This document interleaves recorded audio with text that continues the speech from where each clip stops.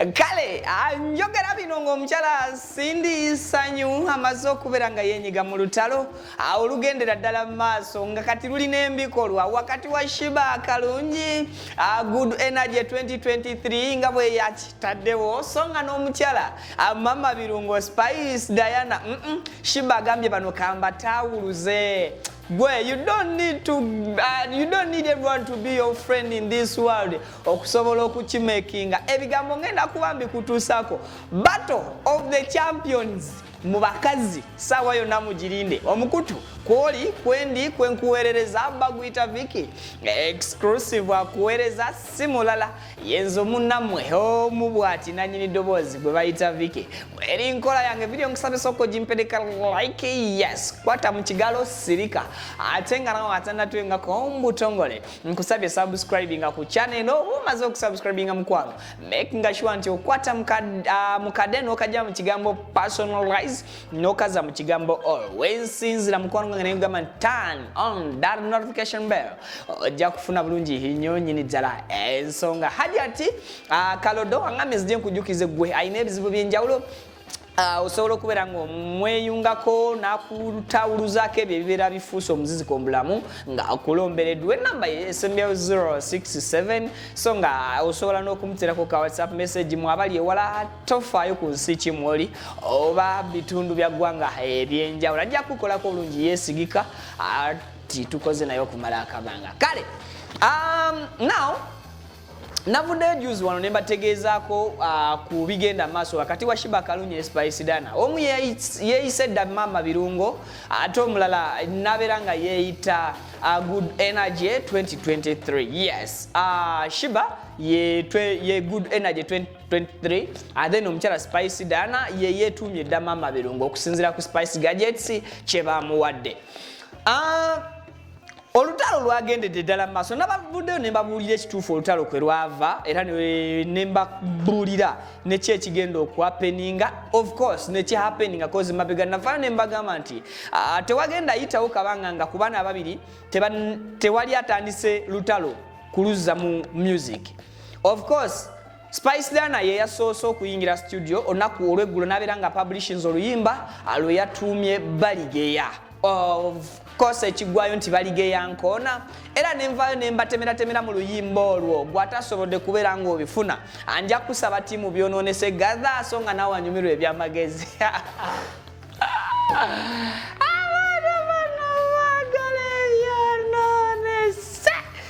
anyumirwa ebyamagezi wama naawe tuula music yali yabulamu dda omwaka gwonna oguwedde 2022 tetunyumiddwako yadde endongo yadde naako twali tugezaako okunyumirwa endongo yali atandise okutuwamu ku vibe yali King Saha n'asuulayo kazaakayo ate bwe yasuulayo kazaakayo gwe basuulira zaakayo that was Baby Cool teyasobola kuzza muliro ate n'ayita mu mutabani we Hendrix Ali so awo endongo nebeera nga eyina ekibulamu era mba mulaba bulungi music wa Saha katono nnyo nkyabajjira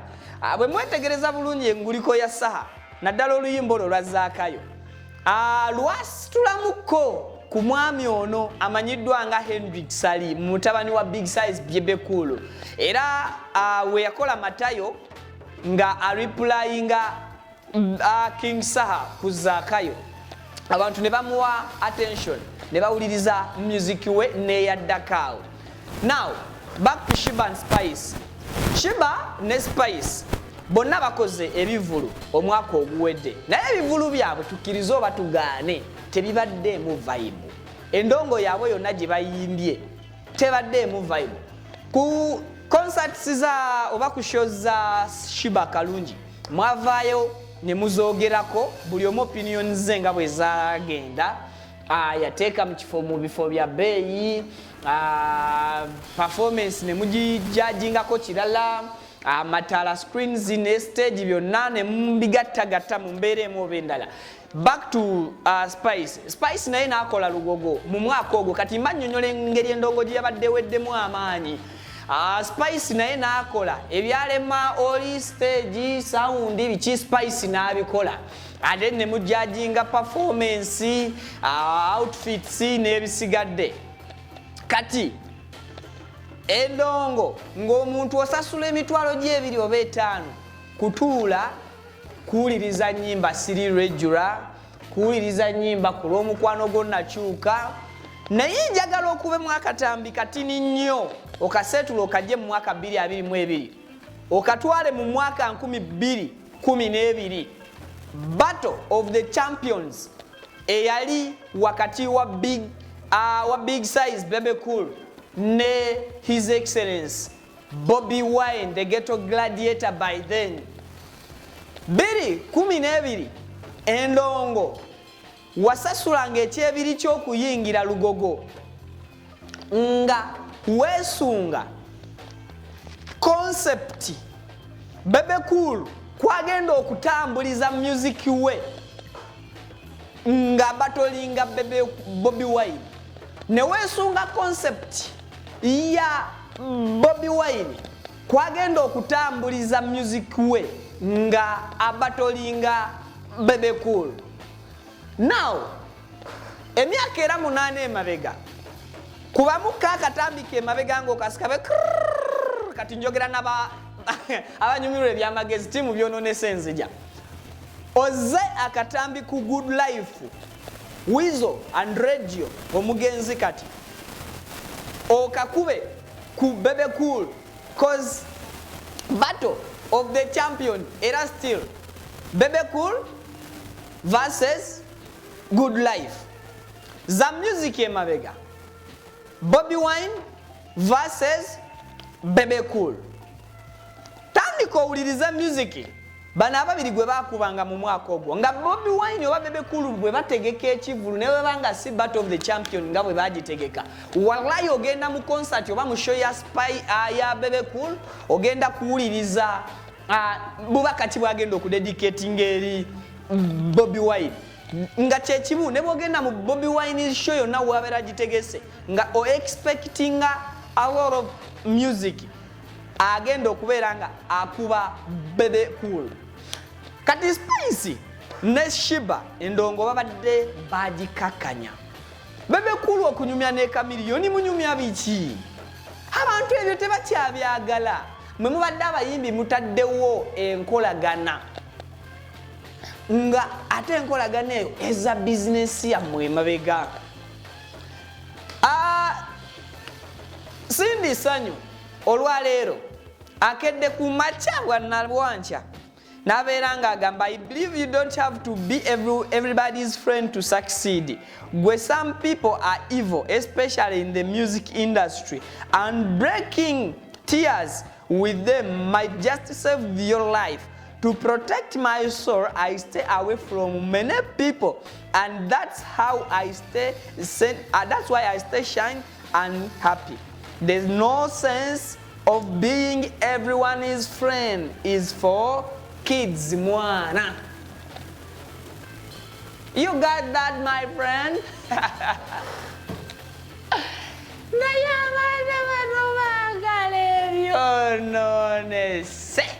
Mumufunze Sindi ali ku ludda lwa Spice Diana agamba endongo naddala mu industry, music industry, especially in the music industry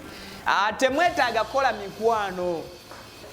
Abantu abamu be musembezanga mikwano gyammwe okusinziira ku Sindi agamba evil, those are evils.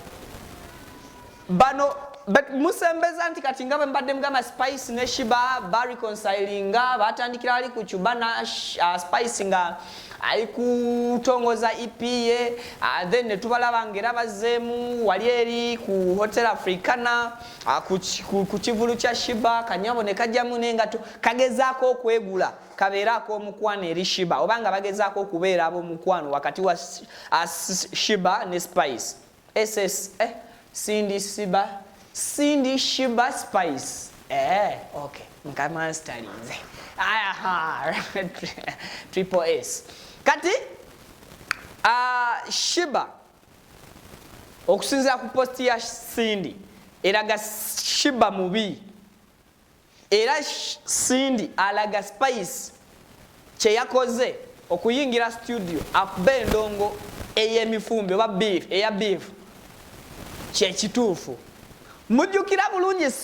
Sheebah ne Cindy era waliwo ko kwepimapimamu naye bayize Jeff Kiwa n'akitunulamu n'akiraba nti Cindy tosobola kumuteeka ku stage yemu ne Sheebah bwe tunadda mu kujajinga kuba mu performance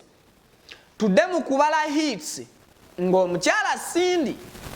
tosobola muteeka ku stage yemu nani ne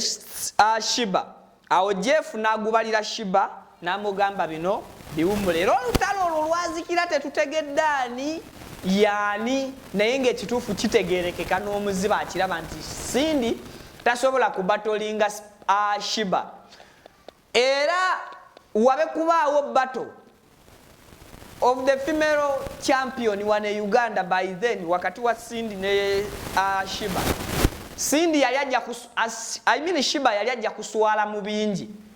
Twali tadde ne bali ebyokulaba ani awangudde nti Cindy of course automatically kyeraga kyokka nti yali agenda kuwangula. Ne twali tunulidde nnyo obuswavu Sheebah bwe yali lesse ku stage. Mukaddako.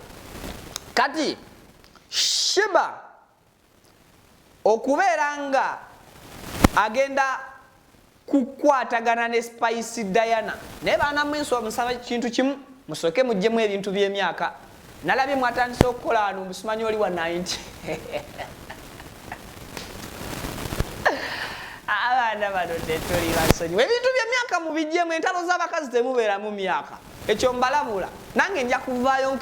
nkambuwale lwaki muteekamu ebintu by'emyaka kano kaana ka 12 mbu oli wa 19 simanya 90 simanya 80 simanya something eby'emyaka nedda bato leka ebeere ku music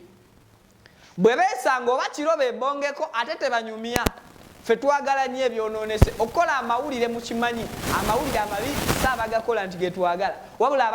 abaagala okugalaba n'okugawulira mwagala mawulire mabi always bad news is trending kati Spice ono ne Sheebah singa bakeera ku makya ne batandika okukuba banners ne posters n'obulango ku stations ku media platforms ez'enjawulo nti katugeze mu gw'omukaaga battle of the female champion egenda kubeera Namboole oba kale katugambe egenda kubeera Lugogo okuyingira emitwalo egi mbuulira ogenda genda mu concert eyo ng'osuubira ki ogenda kuba osuubira Sheebah kuyimba ogenda kuba osuubira Spice kuyimba oba ogenda kuba osuubira Sheebah ne Spice kweragako waliwo kye bayita okuyimba n'okweragako Sheebah ne Spice bagenda kubeera beeragako era nzikiriza n'okusaba nga nsaba tiimu byonoonese gather mu kikume mu omuliro Spice Lana ne Sheebah batuwe battle of the female champion era ku olwo temulaba nti Sheebah yali yeerize mu Cindy omuntu eyali asobola okuba Cindy ne babeera ku leveegi ne tubulwako ani awangudde ali omu mu bakazi gwe mukyala gwe bayita Winnie Nwaje era singa Winnie Nwaje yali asaba bato eri Cindy mwalirabye omuntu omu ng'agamba nti bato tugiveeko anyway Cindy bwatyo bagenze maaso n'okubeera ng'alaga Saidi agamba ali team Spice indirectly okusinziira ku posti so tusuubira okubeera nga beef egenda kweyongerayo Spice yakikoze yafulumizza balige yankoona Sheebah ekigenda okubeera ekyobuswavu nga azzeemu kufulumya love song era kyemmanyi Sheebah kati yadosedde wa Khalifa aganaga amutereka naye nawulidde bakomplaininga mu ku luyimba luno olwafulumye ti obugomo obulimu bwonna nga bulinga ng'obwa tibankuza